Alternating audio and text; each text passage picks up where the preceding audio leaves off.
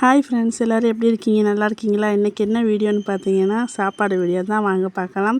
என்ன சாப்பாடுன்னு சொல்லி பார்க்கலாம். சோறு இப்போ தான் வடித்து வச்சுருக்கேன். சாம்பார் அடுப்பில் கொதிச்சிட்ருக்கு பாருங்கள்.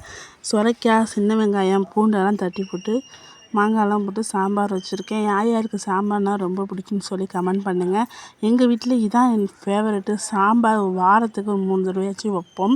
இப்போ நோன்பு வந்ததுலேருந்து அதிகமாக வைக்கிறதில்ல. இதுக்கு தொட்டுக்க பார்த்திங்கன்னா உருளைக்கிழங்கு வறுவல், பூண்டு, கருவேப்பிலை எல்லாம் தட்டி போட்டிங்கன்னா இன்னும் நல்லா வாசமாக இருக்கும்.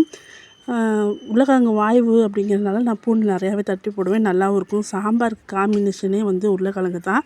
அதுக்கப்புறம் கருவாடு வறுத்து வச்சுருந்தேன். இது 2 சாப்பாடும், இந்த 2 தொட்டுக்கையும் சாம்பாருக்கு நல்லா சூப்பராக இருக்கும். யார் யாருக்கு பிடிக்குன்னு சொல்லி கமெண்ட் பண்ணுங்கள். எல்லா சமையல் வேலையும் முடிச்சுட்டு அதுக்கப்புறம் பார்த்தீங்கன்னா துணியெல்லாம் காய போட்டுருந்தேன். வானம் பார்த்தா ஒரே மழை வர மாதிரி மப்பாக இருக்குது பாருங்களேன். நேற்றெல்லாம் ஒரே வெயில், இன்றைக்கி வானம் மப்பாக இருக்குது. இந்த வீடியோ உங்களுக்கு பிடிச்சிருந்துச்சின்னா லைக் பண்ணுங்கள், ஷேர் பண்ணுங்கள், கமெண்ட் பண்ணுங்கள். நிறையா பேர் சப்ஸ்கிரைப் பண்ணாமல் பார்க்குறீங்க. சப்ஸ்கிரைப் பண்ணி பாருங்கள். அப்போ தான் நான் போகிற வீடியோ ஒன்று நோட்டிஃபிகேஷனாக வரும்.